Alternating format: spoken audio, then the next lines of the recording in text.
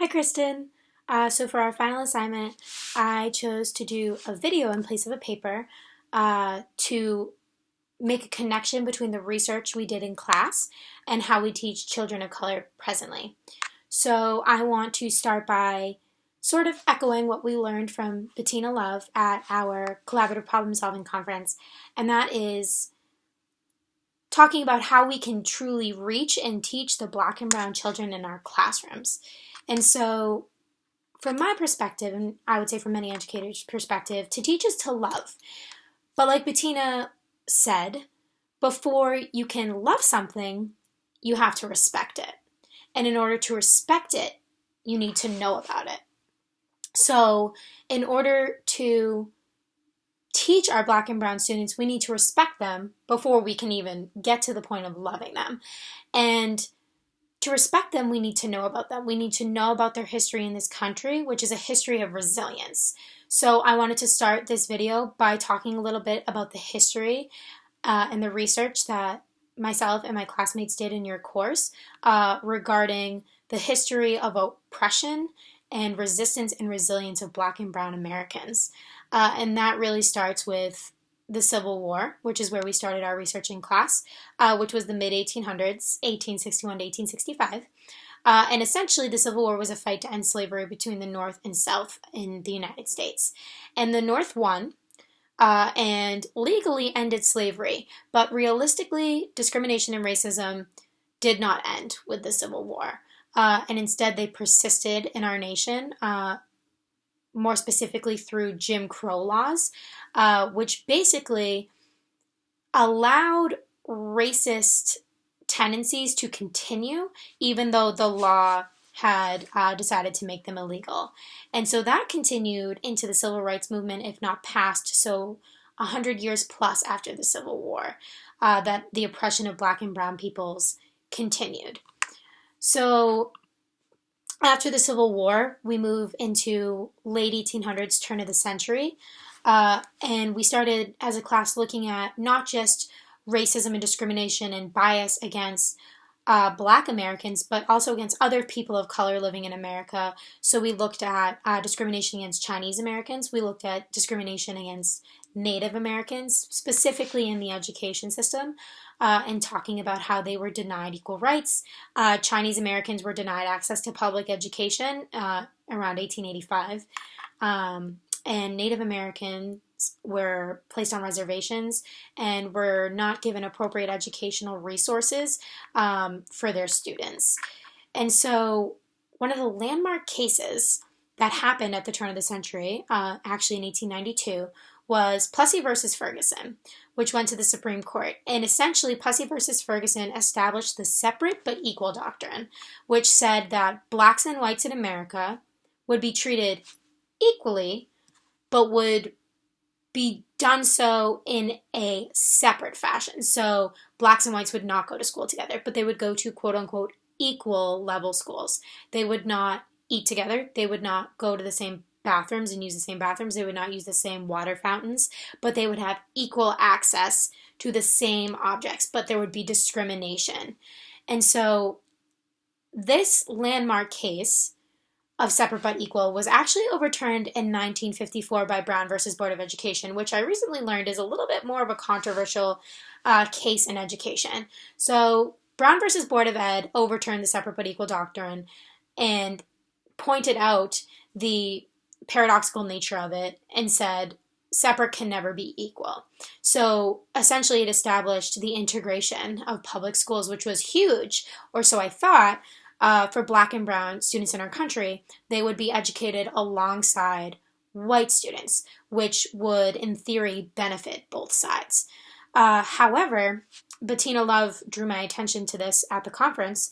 Brown versus Board of Education has a major flaw to it, which is that following its implementation, nearly all of the black and brown educators in our education system were fired, which is why the education profession is so white today. And they were fired because the people who passed Brown versus Board of Education said, okay, we'll compromise and we'll allow Black and brown, and white students to all be educated together, but we don't want our white students educated by black and brown educators. That was a step too far for them. So the importance of that is that now black and brown students have been integrated into white schools, but they see no representation of themselves in the faculty, in the staff, in the administration. It almost feels to them like they don't belong there for that reason, which again is oppression. It's spirit murdering, as Bettina Love calls it, of their souls when they walk into a school and they don't feel as though they're important because they're not being reflected in any of the important positions within that school. Our class also looked at the civil rights movement and important people in that movement, such as Rosa Parks, Martin Luther King Jr., Ruby Bridges, and these people were fighting against the oppression. They are some of the pinnacle examples of the history of black and brown people's resistance and their resilience against the oppression they've been under since they were enslaved in this country, which is huge. And we also looked at some of the legislation through the 1970s, such as ESEA, which is the Elementary and Secondary Education Act, which was supposed to address the inequality of educational opportunity for quote-unquote underprivileged students. So in other words, black and brown students.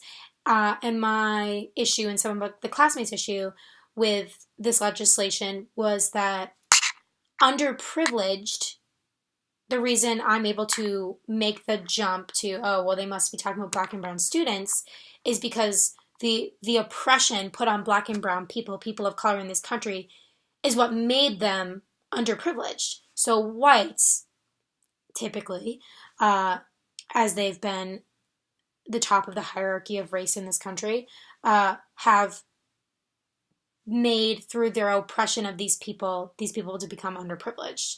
And then finally, we looked at, from 1980s to present day, what happened in the history of educating black and brown students. And we see things like No Child Left Behind under the Bush administration, which really fell short of its goals, especially for students of color. And then today, we see a lot of almost forced or fake acceptance of diversity and integration with things like affirmative action and achieving a diversity score or racial balancing, where private schools, public schools, secondary education institutions are accepting students of color not for their merit, but to say that they accepted students of color, to quote unquote show that they are diverse, show that they are accepting, as opposed to actually being accepting and providing these students with culturally relevant and responsive education. So that's the history that we looked at of the education and treatment of black and brown peoples in this country. And as the assignment description indicates, there's a connection between the past history of the treatment of black and brown people and the present state of how these people are being educated in our system, in our educational system, specifically in Maine. And the documents, or one of the documents I looked at to give me some information on the present education of diverse students in Maine, was Helping Diverse Students Thrive from the Maine State Chamber of Commerce. And this document essentially ties together and gives the connection between the past and present, and that connection is oppression. It's disrespect. It is a lack of knowledge and understanding of other cultures, and for that reason, doing a disservice to students of color in our education systems. So some of the more important informational aspects that this document highlights, to begin in their introduction, they say Maine's increasingly diverse students to thrive is the goal. And it talks a little bit about, it says, for the necessary in-migration to occur and succeed, Maine needs to be a welcoming place. And it goes on to define what that means, which is there are many dimensions to being welcoming. One critical dimension is having an educational system that is able to meet students where they are, so differentiate, in their language, social, and technical skills, that is able to help such students achieve success academically and socially, and that is responsive to the identities, cultures, and languages of all its members. So in other words, to be welcoming, Schools need to show that they care about these students' culture, their languages, their way of life, who they are. They need to show that their identities matter within that school. So, the student diversity rate in Maine is exploding. So, not welcoming students of color is not an option if schools in Maine want to see student success. So, to give some numbers to my statements, according to the document, Maine student enrollment has increased dramatically over the last 20 years. So the change in the last 20 years is that Black student enrollment has increased 238%. Hispanic student enrollment has increased 306%. Asian Pacific Islander has increased 39%. American Indian and Alaska Native have increased 13%. But white students have decreased 22%. And Maine has been for a long time seen as a very white and a very old state, and that is changing. And our education system needs to change to reflect that and to meet the needs of the students who are coming to our schools. So to essentially gauge the success of a school, what a lot of schools do will measure their attendance, because in order to get results, students need to show up. So what this document shows is some chronic absence rates through a graphic, and it says the first measure of school success is simply attendance. Do Maine schools provide a supportive and positive atmosphere that keeps kids from different cultures motivated to show up? And that's the key. Students need to want to come to school. And if they feel as though they are not being represented, they are not being respected, nobody knows anything about them, nobody cares about them, they're not going to show up. And if they don't show up, they're not going to learn anything. And if they don't learn anything, test scores and outcomes and goals are not going to turn out well. They're not going to be met. So the chronic absence rate, as listed in this document, says that economically disadvantaged students, which tend to be people of color due to oppression, have a chronic absence rate of 24%. English learners, so our asylum seekers, our immigrant students, typically anyway, have an 18% chronic absence rate. And then migrants, so our immigrants, have a 19% chronic absence rate. So these students aren't coming to school in major part due to the fact that they don't feel welcomed there. They don't feel as though their needs are being met. They don't feel as though their teachers and their faculty and their students are trying to meet them where they are. Their peers are trying to meet them where they are. And so they don't come. So the document then goes on to talk about achievement gaps. And Bettina Love talked about achievement gaps. And she said, there isn't an achievement gap, there's an opportunity gap. And these kids are not having the opportunity to have their needs met in the same way that many typically white students are having their needs met. And so that results in quote unquote achievement gaps. These students don't perform as well. And it has nothing to do with their intelligence, their capability to learn, but it has everything to do with the history of oppression of their people in our country and that lasting racism, that lasting bias that is still present in our schools, impacting the way our teachers interact with these kids. So they're not doing well. And when they don't do well, they don't want to come to school. When they don't feel accepted, they don't want to come to school. So some don't graduate, some don't go to college, and that has lasting impacts. And so when we're looking at this from the perspective of Black and Brown students, specifically Black Americans, who we did the primary bulk of our research on, who have been in our schools for a long time, who have been in this country for hundreds of years, we're looking at them and we're doing them a disservice. And now with Maine's exploding population of immigrants and asylum seekers from African countries, from Middle Eastern countries, how are we supposed to teach them when we have this really strong, lasting taste of racism and of bias in our country and in our schools? And so, in my opinion, the way we welcome immigrants, the way we welcome refugees, the way we welcome asylum seekers, the way we should be welcoming our Black and Brown students who were born in this country is that we show them that we care about who they are. We help them to understand their history if they don't. We show them that we have taken the time to learn about their history because we care. And we represent them in our classrooms. the only way to get rid of racism, as we discussed in class, is to put a face to it, is to get to know the people of that race, of that group, of that ethnicity, of that religion, to dispel the ignorance, because fear tends to rise from ignorance. So the current state of Maine right now, although some schools are making changes to be more culturally responsive in their teaching, many students are not having their needs met, students of color. And so the document on the Helping Diverse Students Thrive gives some strategies to implement in schools for teachers and administrators to meet these kids where they are. And some of these strategies are ensuring school practices and policies support all students. So it says incorporate restorative practices into school discipline.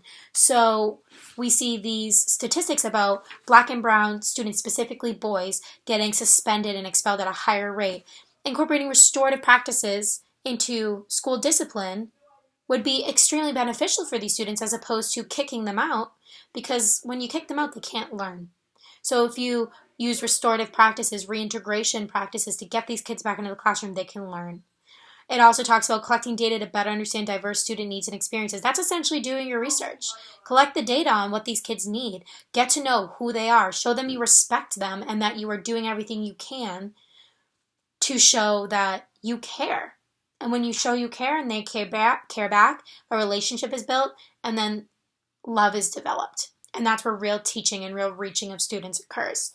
It talks about developing and incorporating culturally inclusive curriculum. So like we've talked about in many of our courses in trauma and diversity, the faculty in the school, ideally we would like for them to represent our student body. If they can't, then the books in our classroom, the curriculum we teach these kids need to reflect the cultures and the languages and the practices of our students so that they feel represented, so that they feel as though they matter in their classroom. Other strategies that the packet gives is engaging parents and communities, recruiting and retaining diverse educators and staff, like I just said, to make sure that these students are having their needs met. So, again, unfortunately, the long-standing racism, bias, and oppression that has been occurring throughout the history of our country against people of color is still being felt today by the students in our schools.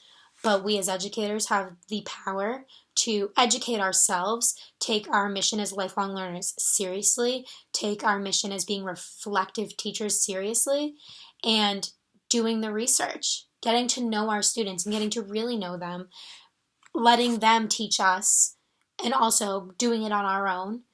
And really and truly taking differentiation as seriously as possible to meet the needs of these kids so that they can be successful, that they can feel welcomed, so that they'll show up to school, and so that this history of oppression doesn't continue.